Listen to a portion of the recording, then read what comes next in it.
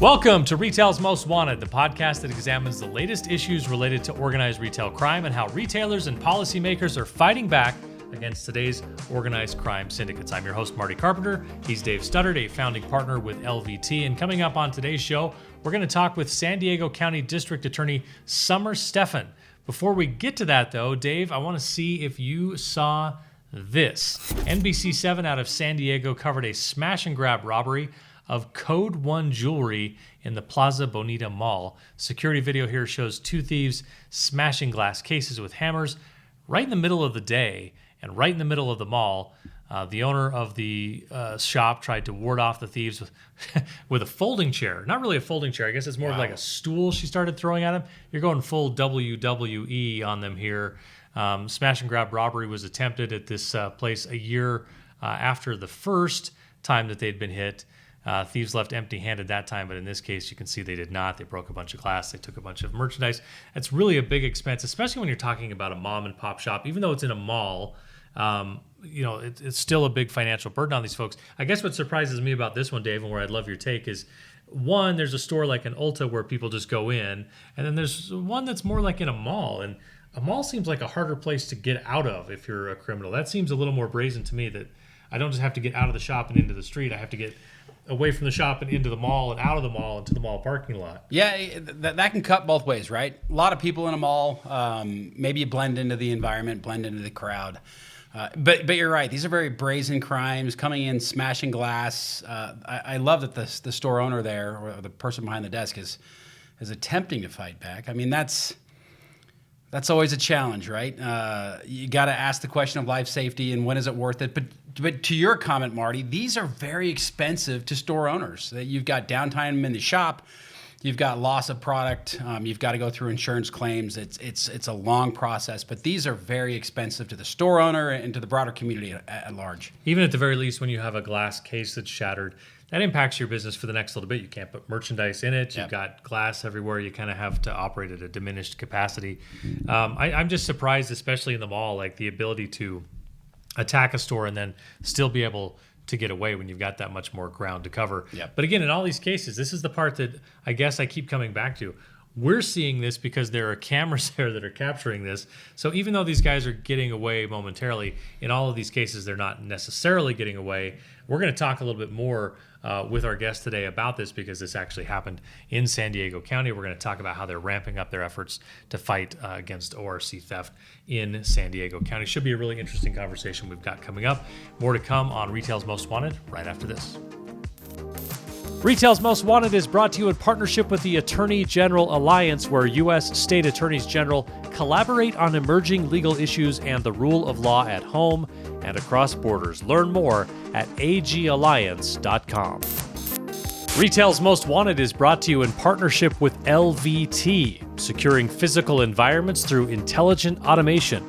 Learn more at lvt.com. That's lvt.com.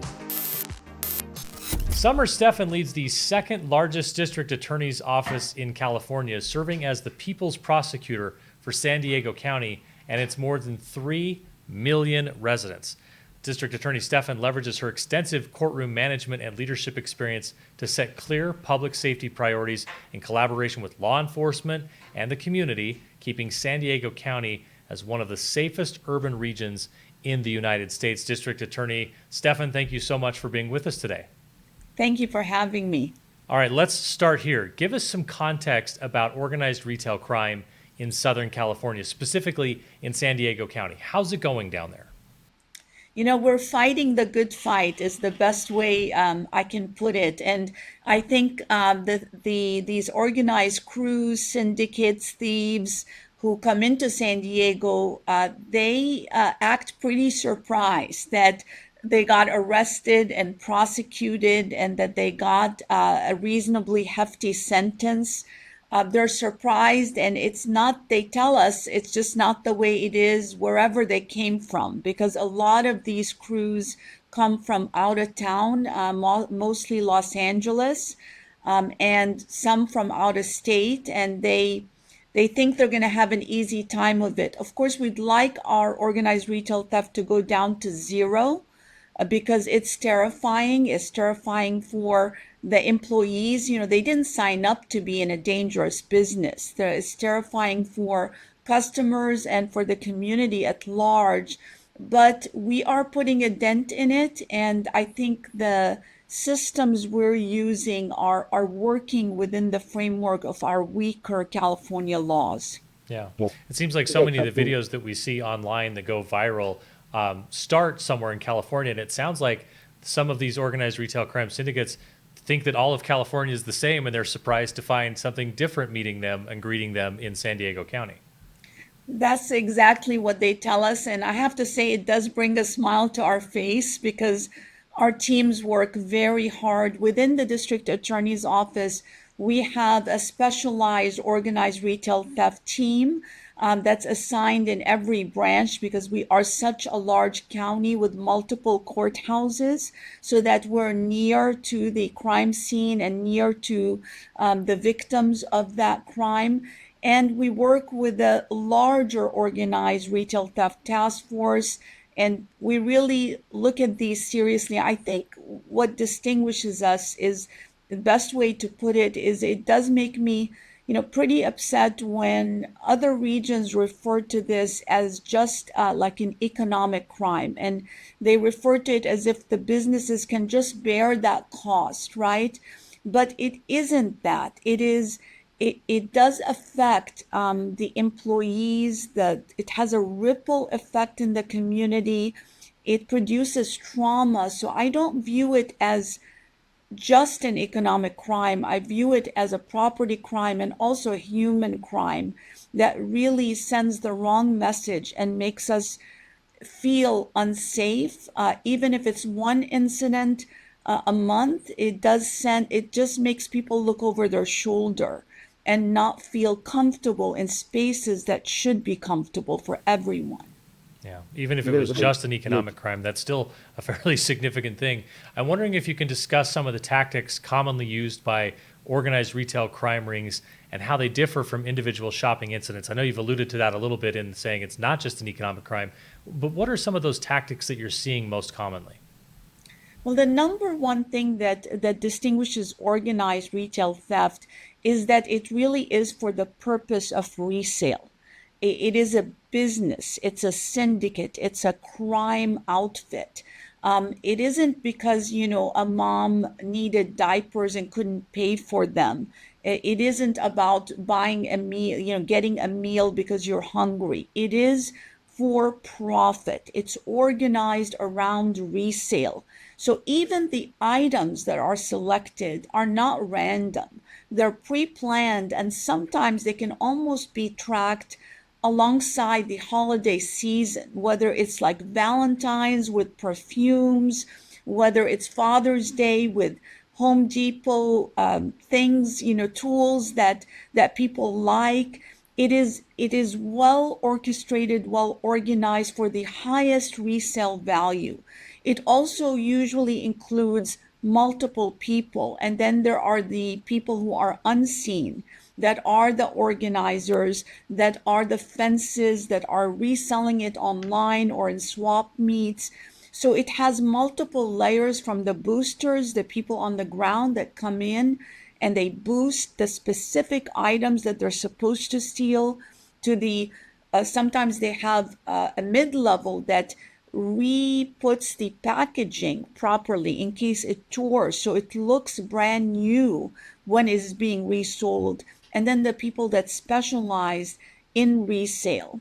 So it's very sophisticated, very organized. Everybody plays their role, and the main item, the main feature is that it is for high profit resale.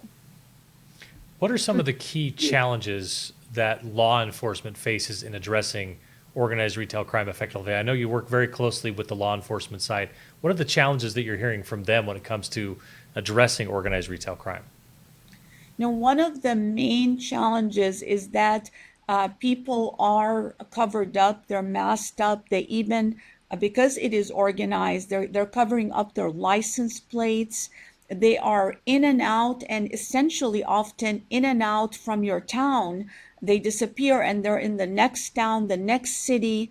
so that the information flow in law enforcement has to go very, very quickly. And sometimes we get lucky, and that communication through the organized retail crime task force goes quickly. In one case, they were waiting for them in what they anticipated to be the fourth store of the same kind that they were going to come and hit. And sure enough, they showed up there.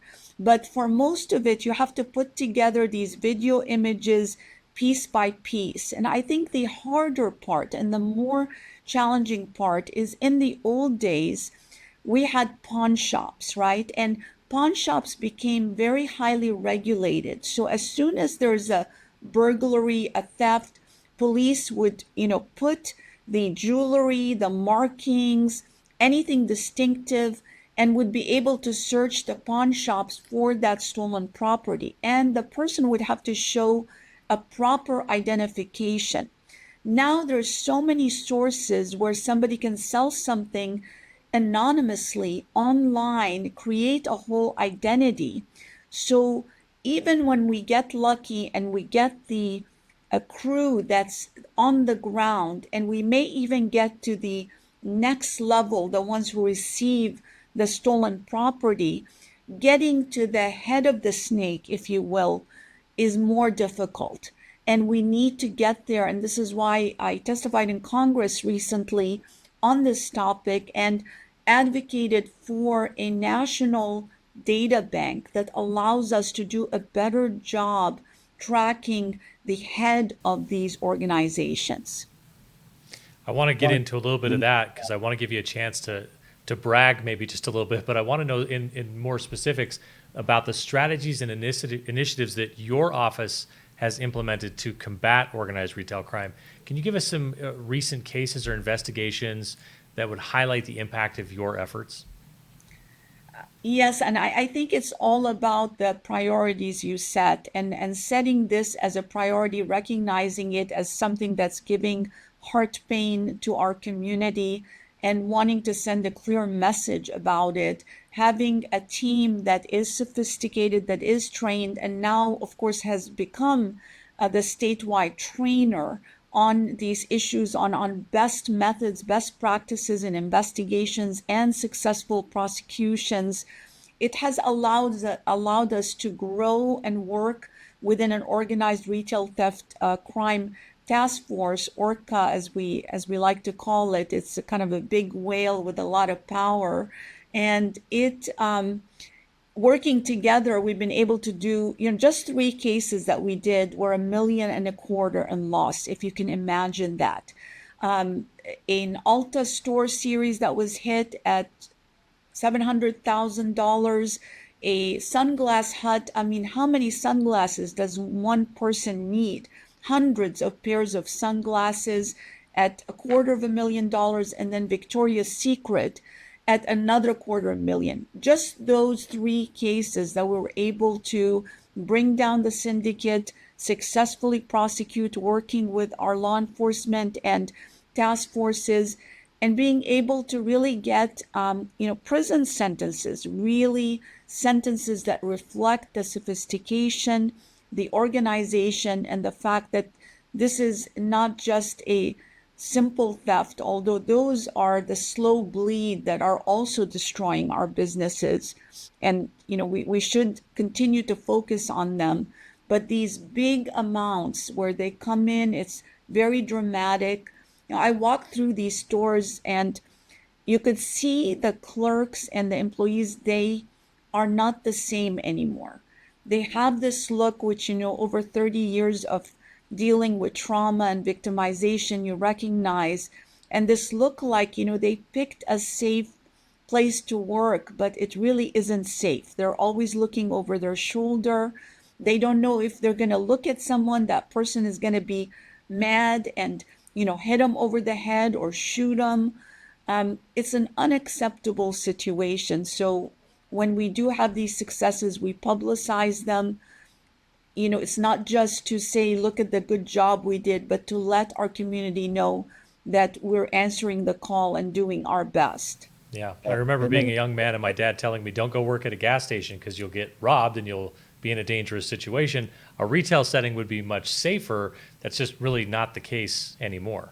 That's right. That's exactly a great analogy. I mean, everyone in law enforcement, signs up and knows there's danger, in our military, in many other fields in our workforce. But that isn't, I mean, there are many, women that need different kinds of hours for their childcare, work in these industries, and they never anticipated, working at a Nordstrom's rack, and other than somebody not liking their fashion sense, I don't think they thought they're going to be in danger because of these very, very brazen, organized thieves. I think this is also what I'm noticing over time that's very different. There is no shame. There is no, like, the person is stealing, and if you confront them, if the store clerk even looks at them or tries to confront them,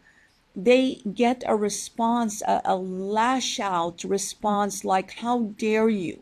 This is, I'm entitled to this, almost. And this attitude of almost an entitlement to steal and take other people's property, this is new to my experience in this field. Yeah, it's Yes, changed so quite a complete- bit. Solving a big issue and a complex issue like organized retail crime requires collaboration and partnership. So I'm wondering if you could tell us about the partnerships and collaborations that have been crucial in addressing organized retail crime, both within the law enforcement community and with other outside stakeholders. Collaboration is the key. I mean, I think the number one answer I give when people say, why are you still one of the safest urban counties in America with all of the challenges that we have in San Diego? And it is because of the collaboration. Everybody rolls up their sleeves. There's no ego in it. There's no, we're the DA, you're the cops, you're the store. Everybody is working together, and I think we all train together.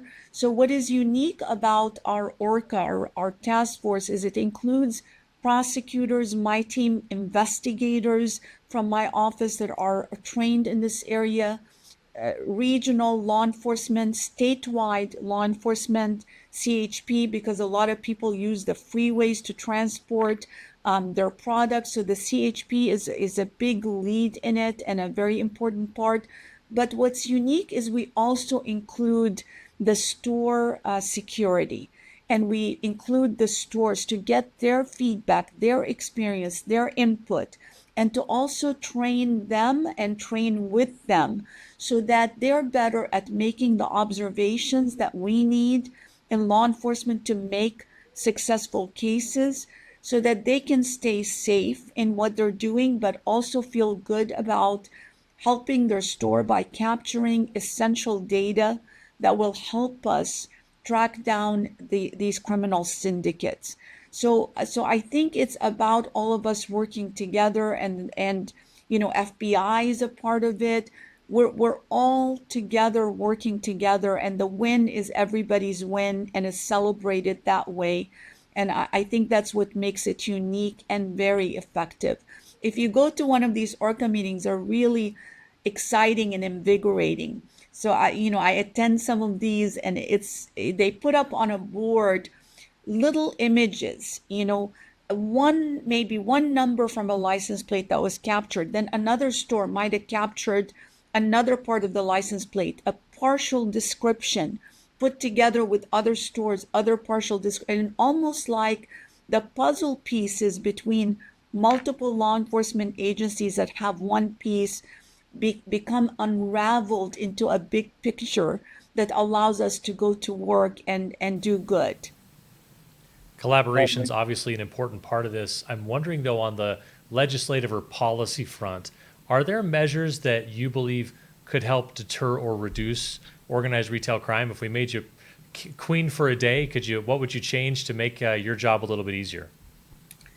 I would change several things. This trend for this absolute lawlessness, which we really never saw before, it started with Proposition 47, where it said that you can steal under $950, and it's a citation, it's a misdemeanor.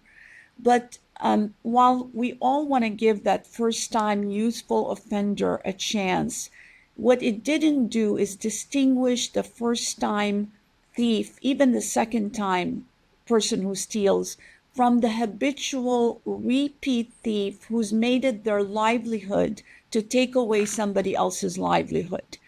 There is no distinguishing. It remains a misdemeanor forever and ever.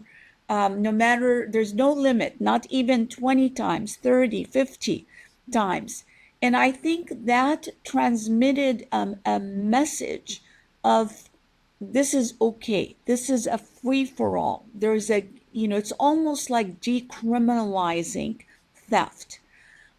This fed right into the more organized, sophisticated outfits, telling the boosters on the ground, look, nothing's going to happen to you. It's almost not even criminal.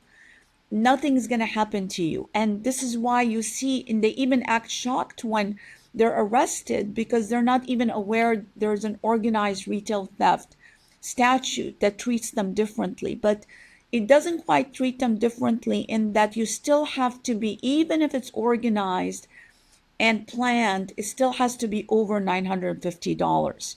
So they could do this in one store, $940, another store, $940, and it continues to be at a misdemeanor level.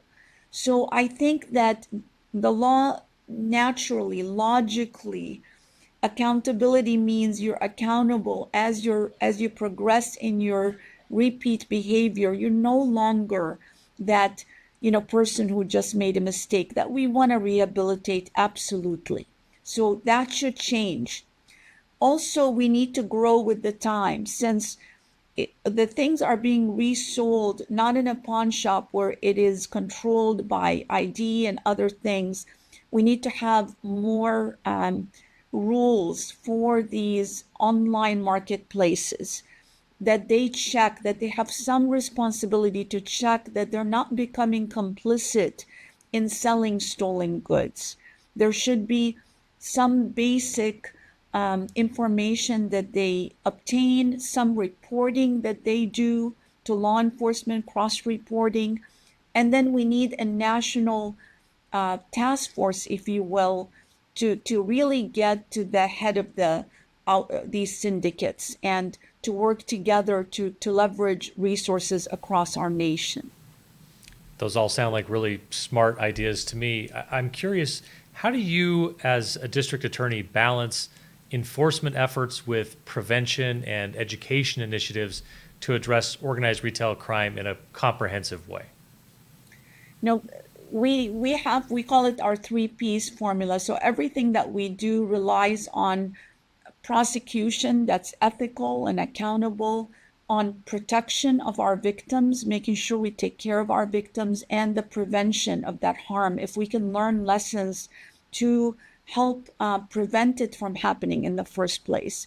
So we work on all three. One of the things that I'm working hard on now is that we see a sense of a little bit of hopelessness in our stores. They almost want to give up and not even report because they see that it's constantly a misdemeanor, a citation. Nothing happens. We had one store, where somebody stole from them 54 times. It's always a misdemeanor. So we need, my job has been to tell them to continue to report, because that is prevention. That allows us to build cases, to put together the pieces, to make sure they have really good, and now it's not very expensive to have good video equipment to capture the evidence. And many of these thieves, like the perfume owner in San Isidro I visited recently, they keep breaking his camera because they know that it's capturing the images. But still, not to give up on this basic prevention. It's sad to see everything locked up. It is a preventative tool, but it's also, very disheartening to see what they've resorted to.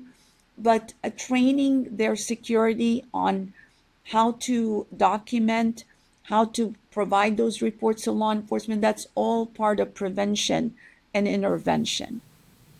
All right, I'll wrap up with this. What message would you like to convey to businesses, to the general public, regarding the importance of awareness and engagement in addressing the issue of organized retail crime? I would say that we are still an amazing democracy and that there is a power to the people, and people have to speak to their legislators, to their officials, and they have to tell them the pain they're suffering, and they have to be really consistent in pressing the message that unfortunately what we've done is we've gone away from balancing everyone's rights, the rights of victims, the rights of criminals under the law, and the right of the community to be safe. And that it's very important that the voice of victims that have suffered economic, personal losses, we have to continue to be loud and clear in that we also deserve law and protection. We deserve the protection of the rule of law. And I can say it hundreds of times, and I do, and I'm always fighting for better laws. But when the people out there, the businesses, the retailers stand with us, it's a much more powerful message. San Diego County District Attorney Summer Stephan, thank you so much for your leadership and your work fighting back against organized retail crime. And of course, thank you for joining us on Retail's Most Wanted today. Thank you so much. And I want to give a big thank you to my team. They make it happen. That's it for this episode of Retail's Most Wanted. Thanks to our presenting sponsors, as always, LVT and the Attorney General Alliance. Don't forget to hit that subscribe or follow button so you can catch each new episode. We drop one every 2 weeks. We're also on Twitter, LinkedIn, and YouTube. You can find the links in the show notes. Thanks for being with us, everyone, and keep up the good fight.